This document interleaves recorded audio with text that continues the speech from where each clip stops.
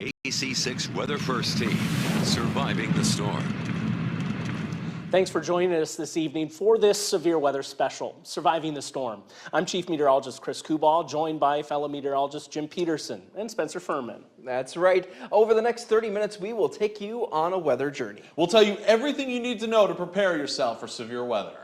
And we'll go over some of the most popular meteorological myths, whether you believe them or not. Plus, we're making tacos. Yes, we are. And it's not just because we're hungry. We're always hungry. Find out how it could end up saving your life. But first, we'll look at some of the most powerful storms to hit our area, tornadoes. We'll revisit history-making storms and show you the damage they leave behind. Tornadoes are nature's most violent storms. Winds can reach speeds 300 miles per hour and cause death and devastation in just mere seconds. And after a tornado hits, the recovery process can be brutal too, and that was unfortunately the case back in April of last year when the small town of Teope, Minnesota in Mower County was hit by a tornado. I spoke with one family whose lives were changed by that storm. They told me about their experience that night and the road to recovery. My son called. He said there was rotating clouds south of Adams that was heading right out to us. On April 12, 2022, an EF2 tornado roared through the small town of Teope. According to the National Weather Service, the tornado had estimated peak winds of 130 miles per hour and grew to nearly 500 yards wide. One family impacted by this twister was the Kasel family. Tom Kasel and his girlfriend Jewel were listening for updates on the storm when they got the news it was time to seek shelter. Things just started hitting the house. You knew it wasn't a normal storm. Loud noises. The windows started breaking. They were in the basement heading underneath the stairs when their house took a direct hit. That ended up pulling that west wall over, which pinned us against the stairwall framing. Along with first responders and Mower County Sheriff's deputies, Tom's brother Gary, who lives a mile away, came to help after the tornado was gone. I got a call from Tom and Jewel. Said, we're trapped, we need help. Our house got hit, and I just jumped up and, told the wife what happened and just took off. Conditions outdoors were far from ideal. It was blowing and raining hard. The rain was coming from the west, so the rain was actually pouring right now. Both Tom and Jewel got out, but not unharmed. It's been a long process. Tom suffered injuries to his leg and a couple cracked ribs. Jewel ended up with several cracked ribs and a broken hip. She has to get yearly checkups due to the severity of her hip injury. They did say I'll probably end up with a hip replacement down the road. Tom and Jewel's farm also sustained significant damage. They lost both of their grain bins and their shed. The shed has since been rebuilt, and they are planning to rebuild one of the lost grain bins soon. As for their house, they have a family member who is an architect. They are hoping to start construction later this year and then have it finished by the middle of next year. We thank everybody that did and helped, and we very much appreciated that. And while their lives were changed and the recovery was rough, Tom, Jewel, and Gary say they know things could have been a lot worse. It's very fortunate, no one lost their lives, but that's how quick that can happen, just like that. And like you just heard, even though they did suffer some injuries, it certainly could have been a lot worse. Yeah, certainly the town is moving towards recovery, but it all takes time to get there. It definitely does take some time, and while there have been some significant steps of progress in Teope, they're by no means fully recovered. And we'll get there. Yes, Teope yes, strong. Absolutely, Teope strong indeed. That's right. Now, when we're talking about severe weather like tornadoes, there's a way to tell just how imminent that threat is. That's right. We're talking about watches versus warnings. The National Weather Service issues these for all kinds of severe weather, including tornadoes, severe thunderstorms, and flash flooding. To really help you understand the difference between a watch and a warning, we decided to have a little fun. Check it out. So anytime we're talking about severe thunderstorms or tornadoes happening, we have to have a generally warm atmosphere. Now, it's not too warm outside today. You can actually see my breath, but we're heating things up inside the grill. Come along with us as we issue a taco watch and a taco warning. It is nice and warm inside this grill. We've got the meat. We got to cook it up. Okay, so we've made it inside. We heated up that atmosphere, but that's not all it takes to create thunderstorms.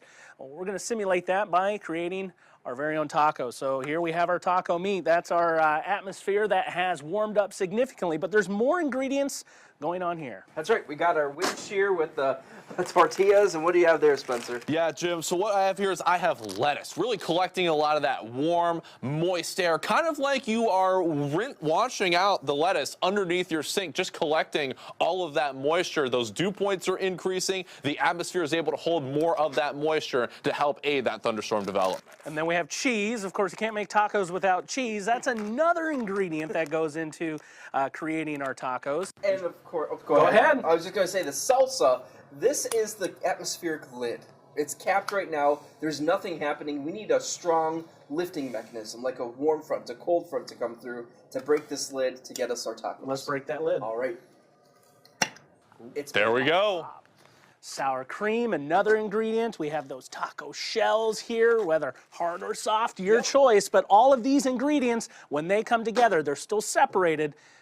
We're going to issue a taco watch. That means all those ingredients are there to make a taco. So when we're talking about thunderstorms or tornadoes, that's what we mean. Those ingredients are there. They haven't commingled just yet, but they are there to create either that severe thunderstorm or tornado.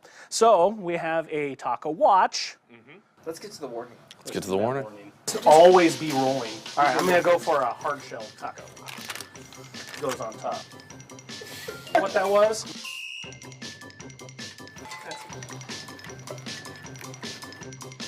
Go on for your fast. Guys, we have the very first ever weather first taco warning. All these ingredients have come together and they are ready to be put into our bellies. We are now under a taco warning. It means that danger is imminent for the food to go inside our bodies. Let's do it. And for our stomachs. So it was such a fun time. Yes, it was. a really fun It was great. So we've talked about the damage tornadoes can bring. We've talked about the watches and warnings too. That's right, but another aspect of keeping people prepared for severe weather, sirens. That's right. Coming up, we'll take a look at the history of these sirens, what they mean, and how they can vary depending where you live. Stay with us. Now, when it comes to alerting the public of severe weather, one of the most notorious ways to do that is using sirens. I spoke with local emergency management and what the significance of those sirens are and their importance. When you hear this sound, it means it's urgent to get indoors. Whether they be at a family picnic or at a ball game or something like that, the outdoor warning sirens are meant to notify people that are outside. Tornado sirens are tested once a month to make sure they are working properly and are meant to function as a drill in case of a real emergency. These sirens typically sound for 3 minutes to prevent batteries from dying that power the siren. When the sirens are tested each month varies from place to place. Another thing that varies is how and when the sirens are operated.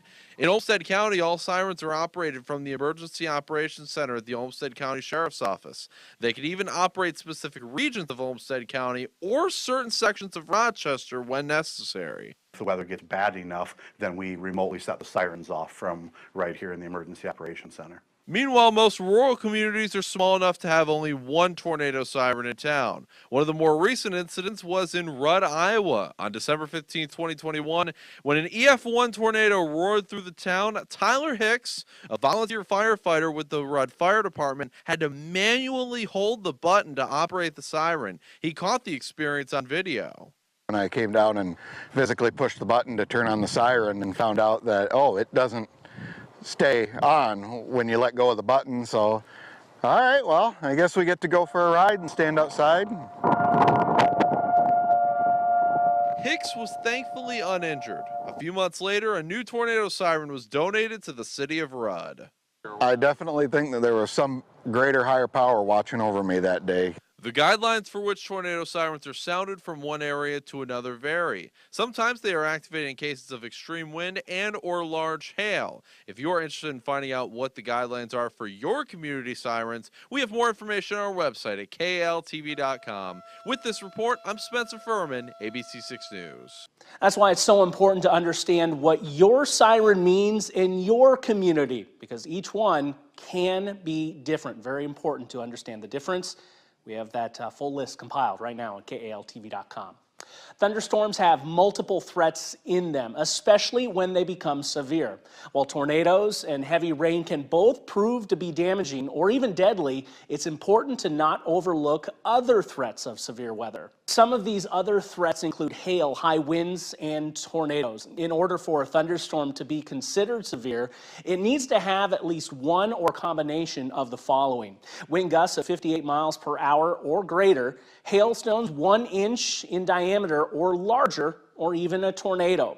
Southeast Minnesota and northeast Iowa do not get extremely large hail all too often every year. However, it does remain possible. According to the National Weather Service, our area typically has about 2 to 3 days a year where severe thunderstorms produce very large hail, and with very strong wind, about 4 to 5 days each year. It's important to get indoors and stay away from windows, as large hail and strong wind can break those windows. Lightning, on rare occasions, can travel through the copper wires and plumbing within your house, frying appliances, or even strike you if you're in contact with those appliances or taking a shower. Lightning can also strike up to 10 miles away from thunderstorms that it originates from. Tornadoes and severe thunderstorms, they are extremely dangerous and can even be deadly.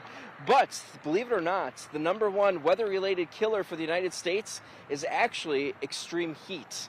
Now, a heat index in excess of 100 degrees is the minimum threshold for a heat advisory. If it's expected to top 105 degrees for 2 or more hours, then the area enters into an excessive heat warning. The combination of hot temperatures with high humidity can cause heat-related illnesses, including heat exhaustion or even heat stroke. For heat stroke, one of the biggest symptoms is that a person stops sweating.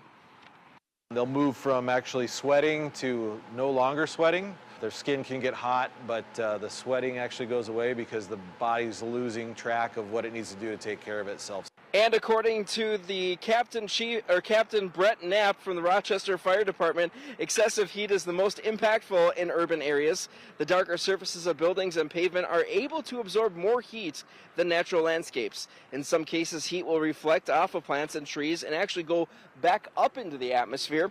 And how do you stay safe? Well, it's pretty easy. Take frequent breaks in the shade or air conditioning, and be sure to stay hydrated if you're working outside or engaging in vigorous activities.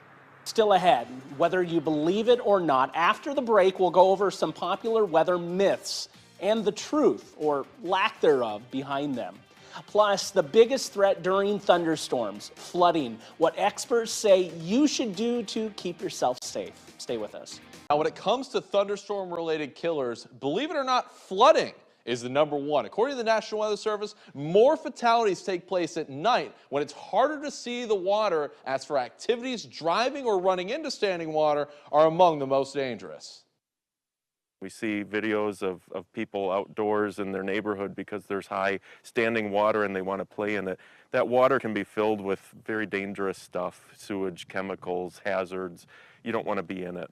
Not to mention, it can be hard to spot any dangerous toxins or objects in said water. Downed power lines could electrocute anyone in standing water, and it only takes 1 to 2 feet of rushing water to move most cars, depending on the make and the model, and about 6 inches of rushing water to move most humans. In some cases, rushing water can be strong enough to move entire structures like buildings or houses.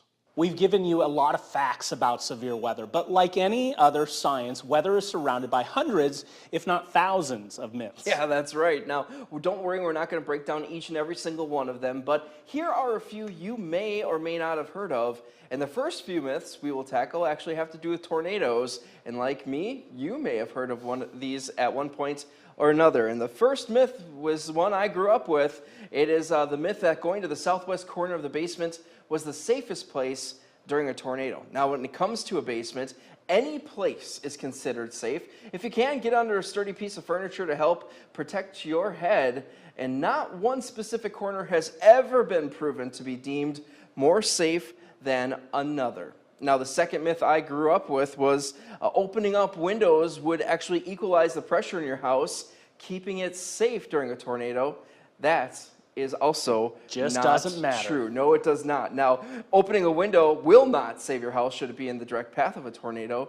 In fact, taking the time to do this will actually take away vital time to get to safety. And the final tornado myth we will be covering has to do with tornadoes as well, and you see it there, that it's the myth that tornadoes never hit large cities or highly populated areas. Some believe this is due to a localized heat island effect, but like the last two myths, this one indeed is not true. There have been numerous tornadoes that have ripped through some of the biggest cities in the United States, including Oklahoma City, Queens, New York, Salt Lake City, Chicago, New Orleans, Minneapolis, St. Paul, and even closer to home, Rochester. In fact, that myth, that's what got you interested too. A tornado That's right. hit where you grew up. Fridley, Minnesota, 1965, then again in 1986.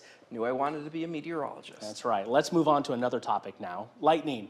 What if I told you that a single bolt of lightning is hotter than the surface of the sun?